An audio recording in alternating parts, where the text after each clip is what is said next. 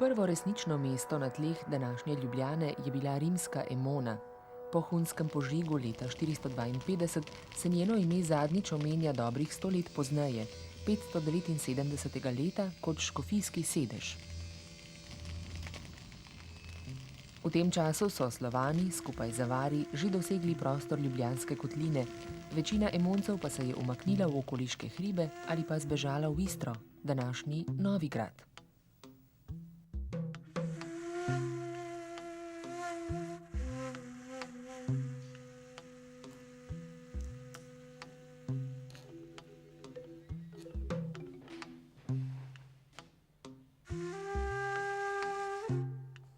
Od Ljubigane do Ljubljane.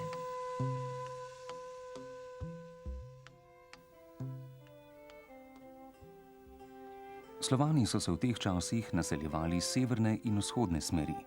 Ozemlje, kjer je bilo moč zaslediti naše prednike, se je raztezalo na približno 70 000 kvadratnih kilometrih.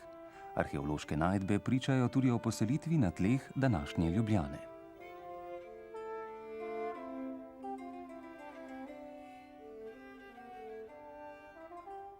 Slovanskih naselitvenih ostankov na ljubljanskem prostoru je bilo doslej odkritih relativno malo. Nekaj je bilo odkrito na Ljubljanskem gradu in zdaj morda v Pržanu. Vendar pa druge stroke, ki nekako pomagajo arheologiji, onomastika, ledinska imena, potem ta prvotna naselbinska jedra dokazujejo, da je bila v tem času poselitev predvsem v obrobju Ljubljanske kotline na prostorih, ki je nekako omogočalo poljedelstvo in živinorejo.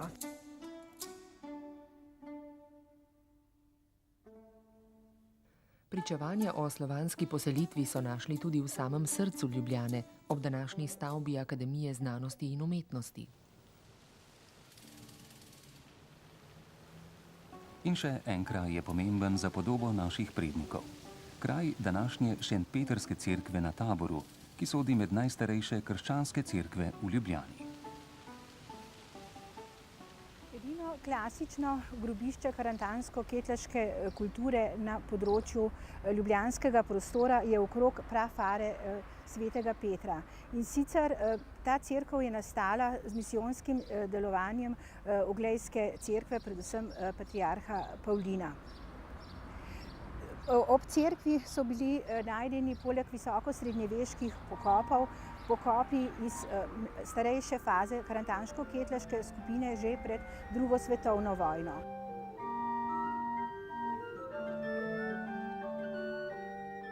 Začetki slovenske etnogeneze, rojstva naroda, segajo v čas zgodnjega srednjega veka.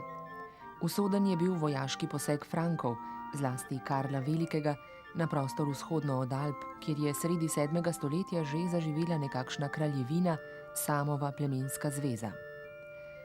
Zgodovinarji so odkrili še dve poznejši slovanski državici, Karniolo in Karantanio.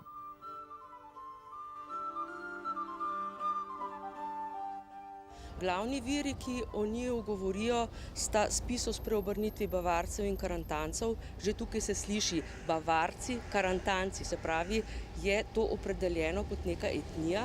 Drugi vir je pa zgodovina Langobardov Pavla Diakona, ki pa pravi Karniola, se pravi območje Posavja, Slavorum Patria, domovina Slovanov.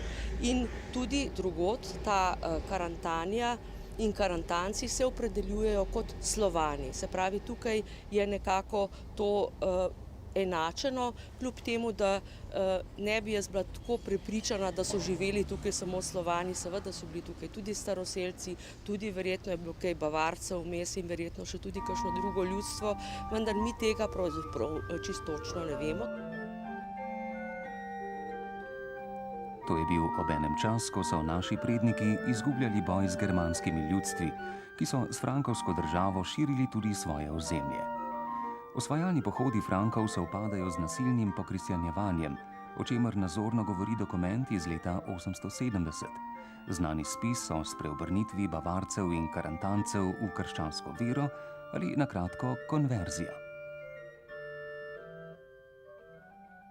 Naši predniki in tako mi z njimi smo zavedno izgubili svoje slovanske bogove, svojo kozmogonijo, in vse podobe duhovnega sveta naših prednikov. Prvi so se spreobrnili prav vladarji, slovanski knezi.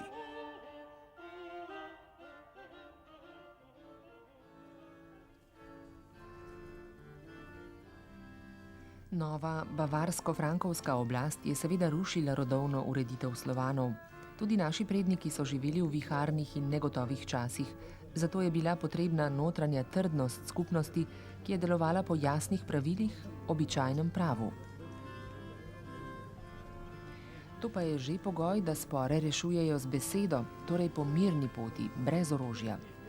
In prav besedovanje, večanje, zborovanje z županom na čelu je bila osnovna poteza staroslovanske družbene ureditve.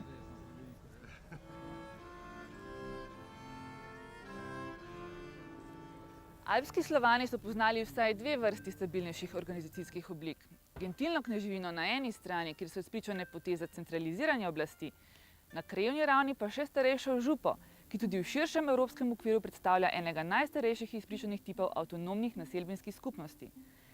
Med selitvami so bile župe osebne, zlasti sorodniške zveze. Po naselitvi pa jim je župa postane oznaka za naselbino. V kasnejših obdobjih župa pogosto pomeni skupnost sestavljeno iz ene ali več vasi. Župa je bila notranje strukturirana, načeloval pa je župan. Pojmenovanje župan in opis župe prvič srečamo v viru z roba poselitvenega območja alpskih Slovanov, in sicer v ustanovitveni listini samostana Kremsminster iz leta 777. Župan kot naziv za starešino skupnosti, tako vaških, kasneje tudi celinskih mestnih, je najbolj trdoživo izpričan prav pri Slovencih. Doktorica Katja Škrubej, avtorica odlične razprave o pravni ureditvi starih Slovanov, je razkrila še nekaj. Najstarejše jezikovno gradivo nam s pomočjo metod primerjalnega jezikoslovja razkriva, da so alpski Slovani svoje vodilne člane najverjetneje nazivali z gospod. Ta naziv je prvič izpričan v družinskih spomenikih za naslavljanje Boga. Ker pa je gospod skupno slovansko poimenovanje in tako mnogo starejše od pokristjanjevanja, lahko temeljeno sklepamo, da so misionarji samo prevzeli izraz, ki so ga Slovani sami uporabljali za nazivanje svojih vodilnih članov.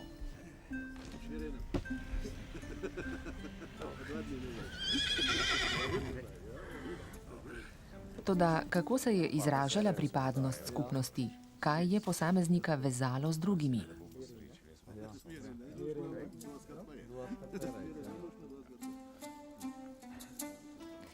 Pripadnost skupnosti je v zgodnjem srednjem veku pomenilo zlasti sprejetje in ravnanje po njenih pravilih. V stiku s člani druge skupnosti se je ta pripadnost izpričala zlasti s posebnim načinom priseganja.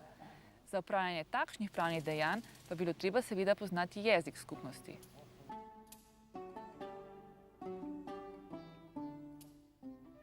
Najstarejši doslej odkriti zapis v jeziku naših prednikov so brižinski spomeniki z konca 10. stoletja. S primerjalno jezikoslovno analizo brižinskih spomenikov lahko izluščimo stare slovanske pravne izraze za vloge in dejanja v sodnem postopku. V opis poslednje sodbe, ki je sicer res biblična predstava, bi jih misionarji ne mogli smiselno vključiti, če jih ne bi že pred pokristjanjevanjem poznali predniki Slovencev, za katere so bili brižinski spomeniki sestavljeni. Izrazi kot so sodba, oblast, pravdno in krivo ter na primer mlajši performativ prisegam označujejo primerljive pomene še danes. Še več, zlasti v pravu imajo nekatere ključne besede in formule težo in moč dejanja. Brez njih se postopki ne morejo začeti, ne končati. Brez jezika prava ni, brez prava pa ne reševanja sporov po mirni poti namesto silo. In za skupnosti alpskih Slovanov je rekonstrukcija takšnih pravnih izrazov in postopkov mogoča.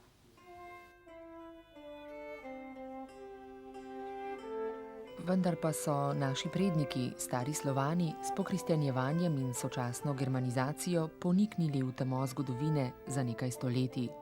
Toda nenadoma, v začetku 12. stoletja, se je slovanska beseda Ljubljana izpiše za nastajajoče mesto Ljubljano. Zgodovinar dr. Peter Štih je leta 2002 prišel do presenetljivega odkritja. Do pred kratkim je veljalo, da se Ljubljana prvič v zgodovinskih virih omenja leta 1144.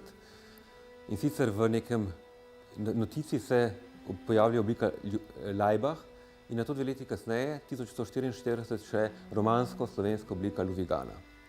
Pred kratkim pa je bila v kapiteljskem arhivu v Vidmu, ki je del nadškofijskega oziroma patriarhalnega arhiva Oglejskega, odkrit nov zapis, ki to omembo pomika še nazaj v preteklost.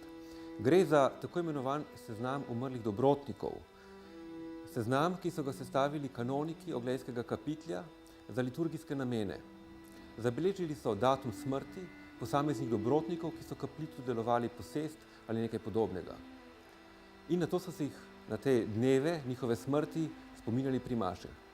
Ta zapis je nastal okrog leta 1160 na podlagi dokumentov, ki so jih hranili v Oglejskem arhivu, in med njimi, med temi zapisi, je tudi kratka notica, da je nekega 25. novembra neznanega leta umrl odvetnik Oglejske cerkve Rudolf, ki je tem kanonikom podaril 20 kmetij ob Ljubljanskem gradu. Castrum Laibach je omemba v tem tekstu. Z analizo tega dokumenta in tega zapisa smo lahko identificirali tega Rudolfa, ki je pripadal rodbini, bavarski svobodno-plemiški rodbini, ki se je imenovala tudi po Mahlandu v Zgornji Avstriji, drugače se je on imenoval tudi po Tarčentu v Furlaniji, in da je ta zapis oziroma da je ta daritev 20 kmetij ob Ljubljanskem gradu morala se zgoditi nekje med leti 1117 in 1125. S tem se je seveda prva omemba Ljubljane pomaknila za približno generacijo nazaj.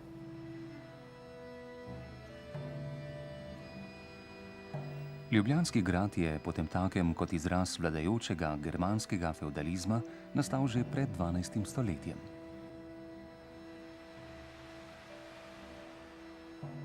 Do pred kratkim se je tudi smatralo, da so bili Španhajmi, se pravi koroška vojvodska rodbina, ki je Ljubljano posedovala vse do svojega izumrtja 1269. leta, da je ta rodbina bila prva lastnica Ljubljane in celega področja tukaj. Danes seveda na podlagi tega zapisa vemo, da temu ni bilo tako, da so Španhajmi šele sekundarni lastniki in da so seveda prišli po drugi poti do Ljubljane oziroma deloma z dedovanjem, deloma pa verjetno z zamenjavo kmetij, ki jih je takrat tukaj konkretno dobil Oglejski kapitelj.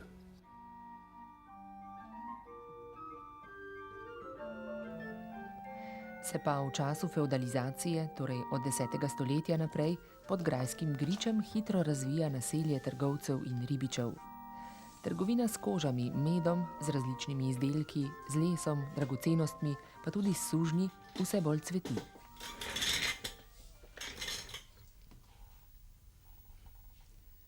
Okoli leta 1210 je Ljubljana doživela velik gospodarski razcvet, zahvaljujoč dejstvu, da so koroški vojvode Španhajmi, ki so imeli v tem mestu svoje središče, upravno in gospodarsko, dobili pravico do kovanja lastnega denarja in takrat osnovali kovnico.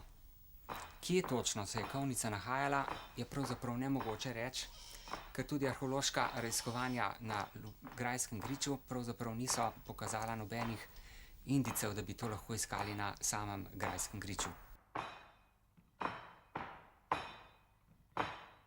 Trgovali so predvsem z vzhodom, kmalu pa so zaradi križarskih vojn posli usahnili.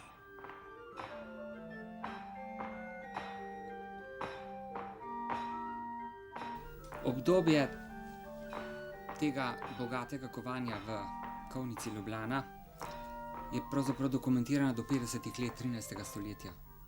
In to je pravzaprav tudi edino obdobje, ko je Ljubljana imela svojo kovnico.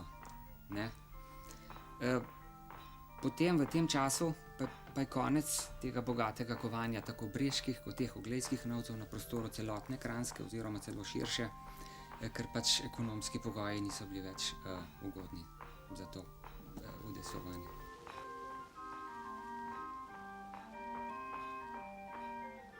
To je obenem čas, ko je Ljubljana dobila mestne pravice, med drugimi tudi pravico do obzidja. Ljubljana je v trenutku, ko je dobila mestne pravice, nekje na začetku 13. stoletja, postala izredno pomembno prometno križišče in s tem so bile seveda odprte vse možnosti in poti za njen hiter razvoj. Razvijala se je, zanimivo, nekje trodelno, kajti tipična in značilna podoba Ljubljane je ravno v tem, da je bila sestavljena na nek način iz treh delov, treh starejših, verjetno, zaselkov, ki so se potem kasneje razvili najprej jasno v trge, kasneje pa združili v mesto, ki mu danes rečemo Ljubljana.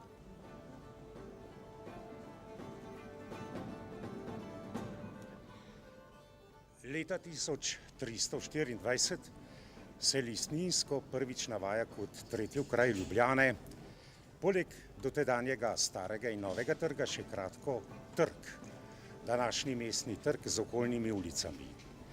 4. julija 1324 je prodal Jakob Porgar neko hišo v Ljubljani pri Gornjem mostu in pri vratih, kjer se gre iz mesta na Stari trg.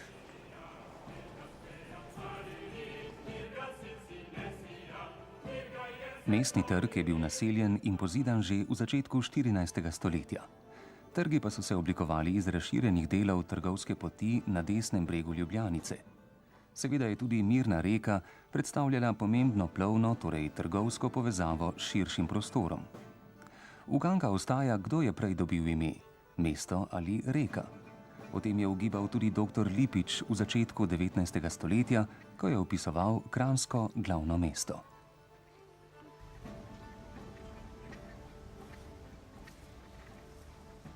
Ljubljana na Kranjskem, glavno mesto Ilirije, nosi ime po reki, ki teče skozi mesto in po zimi nikoli povsem ne zamrzne.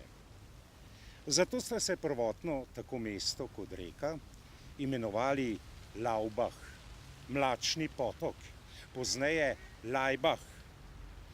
Starejše slovansko ime za Ljubljano je Luba, sedanje ljudsko poimenovana Ljubljana. Še običajneje pa Iblana. Iz tega so Benečani izpeljali Lubiana, samostanski Latinci Lubeana ali Labeana, vendar je bolj običajna raba Labacum.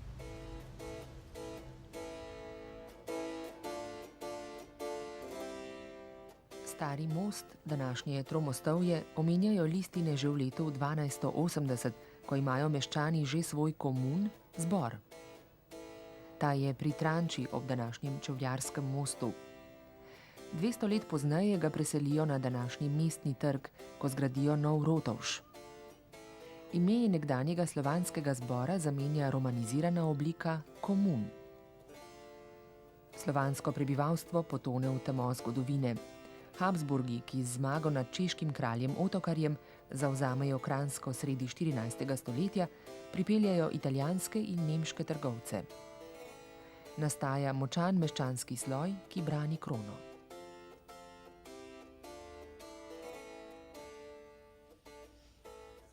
Avgusta 1442 je kralj Friderik potrdil Ljubljančanom za njihovo zvestobo vse dotedanje svoboščine in jim dovolil, da smejo poslej pečatiti svoja uradna pisma z rdečim voskom.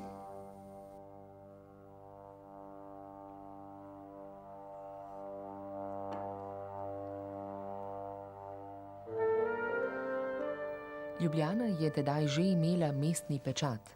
Vse spore je reševal sodnik že od leta 1338, razen cerkvenih.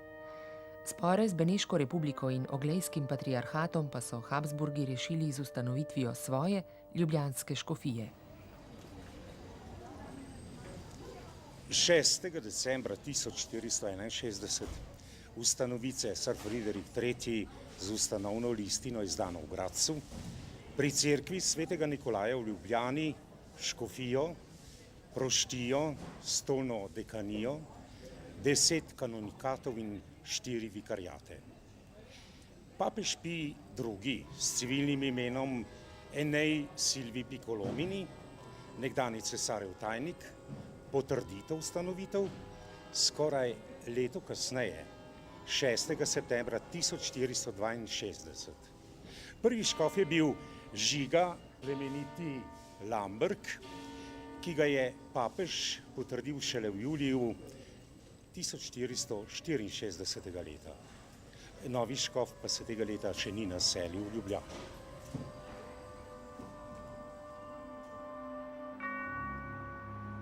XV. Stoletje je bilo polno sporov in spopadov in vladarji so bili hvaležni za vsako pomoč in podporo.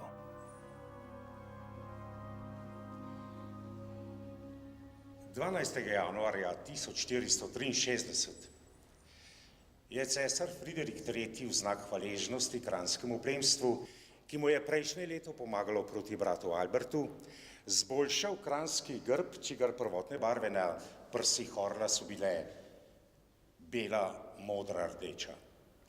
Odtlej je namesto bele barve sijala zlata. Šele leta 1836 so se zopet uveljavile prvotne barve, ki so postale leta 1848 barve slovenske narodne zastave.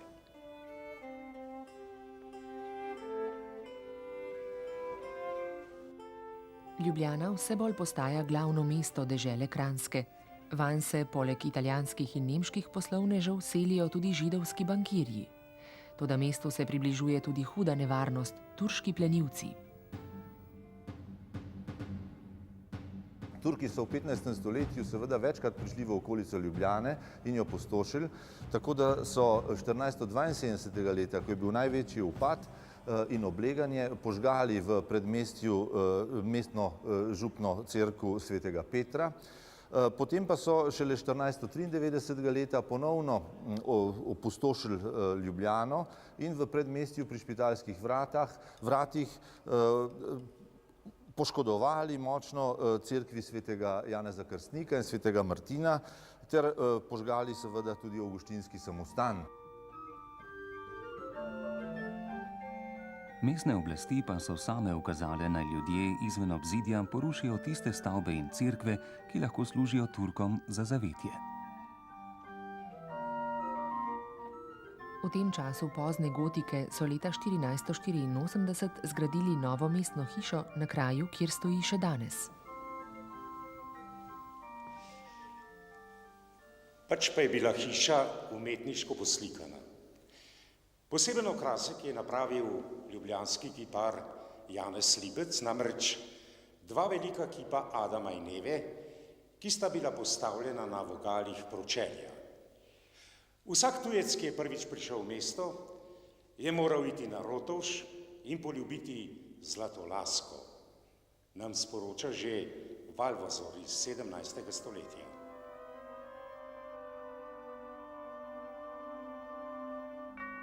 In potem dobi Ljubljana to, kar so imela že mnoga evropska mesta – župana. Staroslovanska beseda župan se tedaj sicer ni uporabljala, saj so prvi župani bili italijanskega ali nemškega rodu. A leto 1504 bo za vse čase zapisano v zgodovini Ljubljane.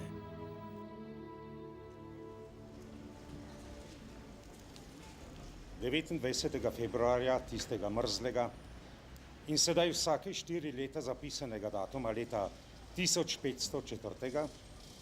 je cesar Svetega rimskega cesarstva, kralj Maksimilijan I, na prošnjo sodnika in sveta dovolil, da odtlej Ljubljančani za večne čase vsako leto volijo svojega župana.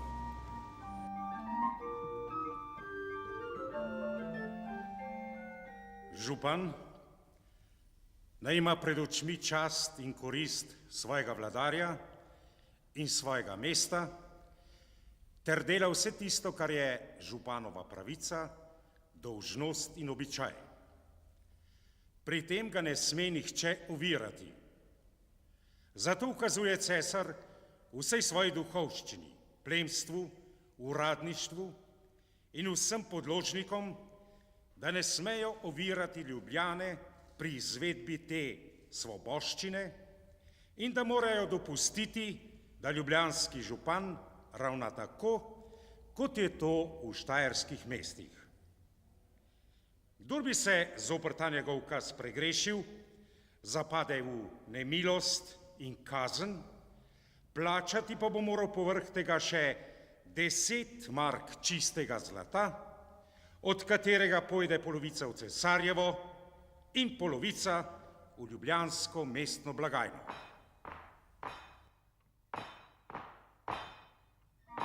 Lok županstva, ki ga je po prvih Slovanih na naših tleh v času renesanse kot prvi ljubljanski župan napel italijanski trgovec Lantieri leta 1504, je zdaj 500 let pozneje v rokah potomke Slovanov, županje Danice Simšič. Njen podpis nadaljuje tradicijo demokracije, ki se je začela z našimi predniki Slovani, in tudi ona je z županskimi insignijami podpisala pridružitev k Evropski združbi, v katero smo prišli že v 6. stoletju našega štetja.